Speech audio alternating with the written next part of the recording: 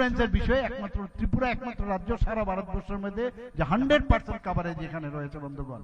যেখানে সরকারি কর্মচারীদের কথা আপনারা যদি বলেন, আগে দেখতাম সরকারি কর্মচারীদেরকে বলা হতো রাস্তায় নামো, জিন্দাবাদ জিন্দাবাদ বলো, দিয়ে দিতে হবে, দিয়ে দিতে হবে। আর আমাদের এখানে বলার আগে আমরা দিয়ে দিচ্ছি। কিছুদিন আগে আপনারা দেখেছেন আমরা এখানে চাকরি দিয়েছি, আমরা জেআরবিটির মাধ্যমে চাকরি দিয়েছি এবং জেআরবিটি গ্রুপ সি কিছুদিন আগে দিয়েছি এবং গ্রুপ ডি সেদিন আমরা দিলাম। এবং একটা জায়গার মধ্যে আপনারা বলতে পারেন আগে কথায় কথায় দেখা যেত চাকরি দেওয়ার সাথে সাথে কোর্ট কেস হতো। আমাদের এত সুন্দরভাবে আমরা ট্রান্সপারেন্সির মাধ্যমে চাকরিগুলো আমরা দিচ্ছি। চাকরির এখন পর্যন্ত আমাদের সরকার 2018 আসা থেকে এখন পর্যন্ত প্রায় 16,000-এর উপরে সরকারি চাকরি আমরা দিয়েছি বন্ধুগণ।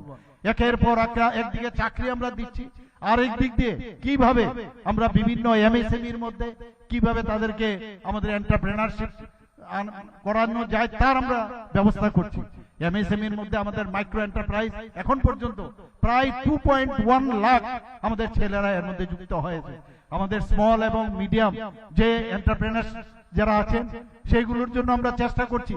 কিছুদিন আগে আপনারা দেখেছেন এখানে ডেস্টিনেশন ত্রিপুরা করে একটা আমরা এখানে যারা বাইরের থেকে ইনভেস্টর মিট একটা হয়েছে, সেখানে এখন ত্রিপুরাতে এত শান্তি প্রতিষ্ঠিত আছে বলে মানুষ সব জায়গায় ইনভেস্টরও সবসময় চিন্তা করে কোথায় গেলে আমি যদি ইনভেস্ট করি শান্তিতে আমি ইনভেস্টটা করতে পারবো। সেই জায়গার মধ্যে প্রায় 87 যারা ইনভেস্টর বাইরের থেকে এসছে, বেশ বড় বড়, আমি এক্সট্রিম বড় বড় বলবো না, কিন্তু বেশ যারা বড় বড় ইনভেস্টর সেখানে এসছেন তারা মৌ করেছে আমাদের সাথে। এবং সেই মৌয়ের পরিমাণ কত? প্রায় 3,700 কোটি টাকা। এটা ভাবা যায় না, এর আগে কোনোদিন এই ধরনের মৌ আর হয়নি বন্ধুগণ। এখানে স্বাস্থ্য ক্ষেত্রেই হোক, বিভিন্ন যেসব মানে তারা যে স্কিম নিয়ে এসছে সেই স্কিমের উপর ভিত্তি করে আমরা মৌ করেছি ত্রিপুরা সরকারের। এবং আমরা বিভিন্ন জায়গায় আমাদের ট্যুরিজম যাতে এখানে ত্রিপুরাতে ডেভেলপ করতে পারে, ট্যুরিজম যাতে আরো বেশি করে মানুষ ত্রিপুরা সম্পর্কে জানে, আমাদের ট্যুরিজম মিনিস্টার যিনি ট্রান্সপোর্ট মিনিস্টার, উনার উদ্যোগে বিভিন্ন প্রকল্প উনি নিয়েছেন, সেটা কিন্তু আগে আমরা দেখতে পাইনি। এখন আমরা সেটা দেখতে পাচ্ছি, ত্রিপুরাকে মানুষ জানতে পারছে। আমাদের মাতা ত্রিপুরা সুন্দরী মন্দির এর মধ্যে কয়েক মাসের মধ্যে সেটার আমরা আশা করি যে এটা আমাদের মাননীয় প্রধানমন্ত্রীজির মাধ্যমে সেটার উদ্বোধন আমরা করব। এটাও প্রায় কমপ্লিটের পথে বন্ধুগণ। মাতা ত্রিপুরা সুন্দরী প্রায় আমাদের মাননীয় মন্ত্রী বাহাদুর বললেন আগামী মাসে সেটা উদ্বোধন হয়ে যাবে এবং সেটাকে সামনে রেখে আগামী দিন ত্রিপুরাকে আরো বেশি করে সারা ভারতবর্ষের তথা সমস্ত পৃথিবীর মানুষ জানবে। বন্ধুগণ, আমাদের এখানে একটা 5 স্টার হোটেল আমরা তৈরি করার চিন্তা ভাবনা করছি। এর মধ্যে হয়তো বা মৌ হয়ে যাবে। সেটা কি হবে? সেখানে হেরিটেজ 5 স্টার হোটেল। এটা কিন্তু সারা ভারতবর্ষের মধ্যে মাত্র 6টা হেরিটেজ হোটেল এই ধরনের আছে। এটা টাটা গ্রুপের সাথে আমাদের কথাবার্তা হয়ে গেছে, এখন খালি মৌয়ের খালি বাকি রয়েছে। এতে করে কি হবে যে মানিক্য ডাইনেস্টির যে তাদের যে ইতিহাস মানুষ সারা পৃথিবীর মানুষ জানতে পারবে। রেট্রোফিটিং করে ওদের ইতিহাসকে আমরা অক্ষত রেখেছি। প্রায় 17 কোটি টাকা তার জন্য খরচ করেছি। উনারা 250 কোটি টাকার মতো খরচ করবে এবং সেখানে এরকম অর্ডিনারি 5 স্টার হোটেল না, এক একটা হোটেলে প্রায় 100-র মতো ওরা হোটেলের রুম করবে। এর মধ্যে এক্সক্লুসিভ 4-5টা রুম করবে।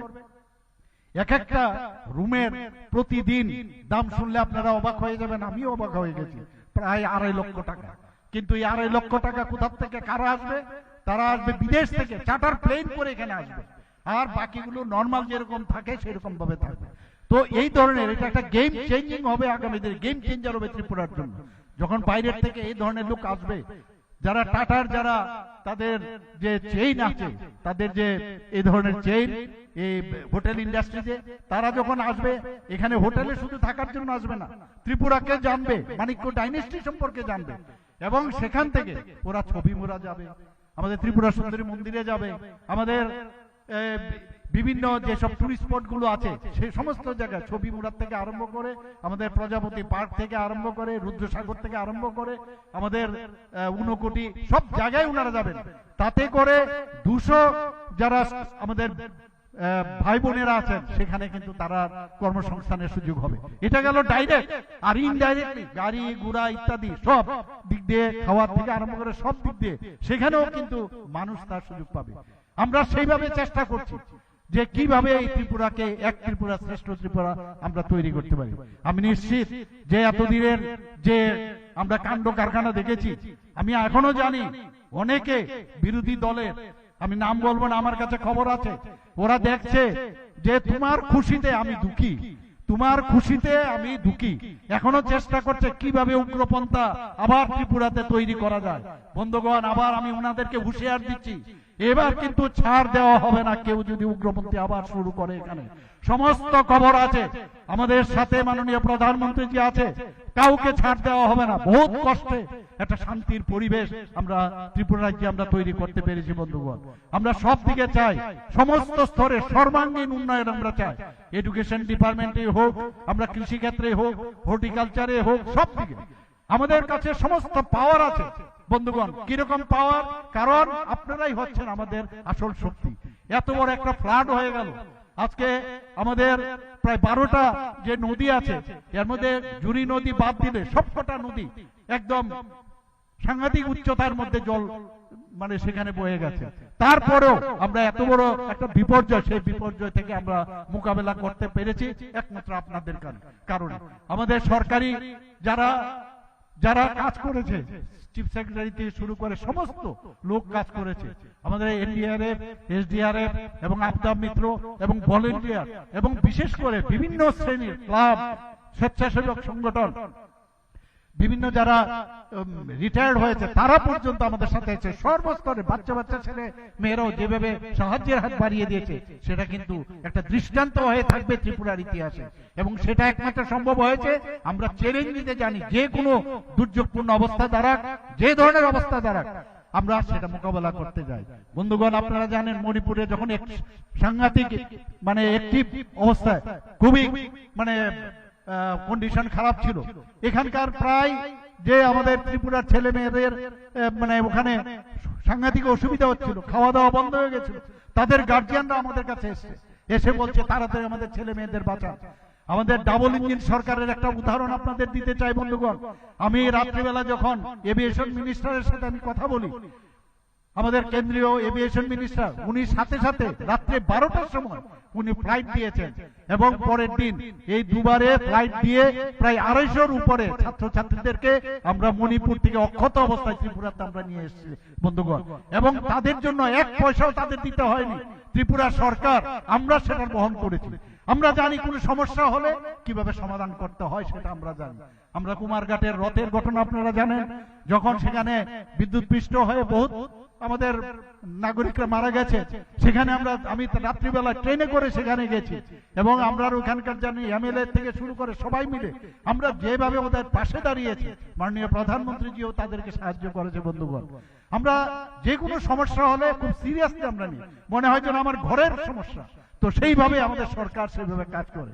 আজকে পর্যটন দপ্তরের মাধ্যমে এই ধরনের যে উদ্যোগ নিয়েছে, আমি এর জন্য পর্যটন দপ্তরকে আমি ধন্যবাদ দেব এবং বিশেষ করে মাননীয় মন্ত্রী শ্রী সুশান্ত চৌধুরী মহোদয়কে আমি ধন্যবাদ দেব যে উনার যে উনি যেভাবে চিন্তা ভাবনা করছেন, আমরা তার সাথে একসাথে হয়ে এই কাজগুলো আমরা করছি এবং আগামী দিন আরো ভালো ভালো কাজ হবে, সেইগুলো নিশ্চয়ই আমরা করব।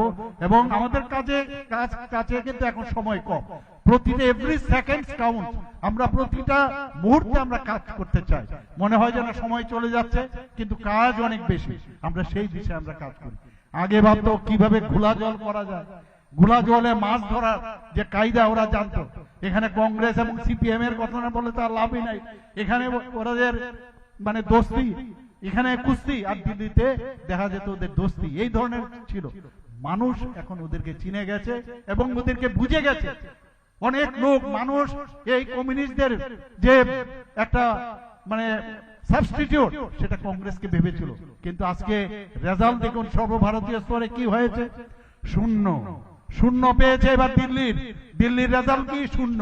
আর কমিউনিস্টরা কি পেয়েছে, নোটার সাথে এখনো কম্পিট করছে, এখনো নোটার সাথে। বন্ধুগণ, তো এতে করে প্রমাণ করছে একের পর এক রাজ্য যেভাবে ভারতীয় জনতা পার্টি আসছে, আর বাকি 1-2 বাকি আছে, আগামী দিন আপনারা দেখবেন সেগুলো আমরা দিচ্ছি এবং মাননীয় প্রধানমন্ত্রীজি আমাদের সাথে আছে, নিশ্চয়ই সেটা হবে।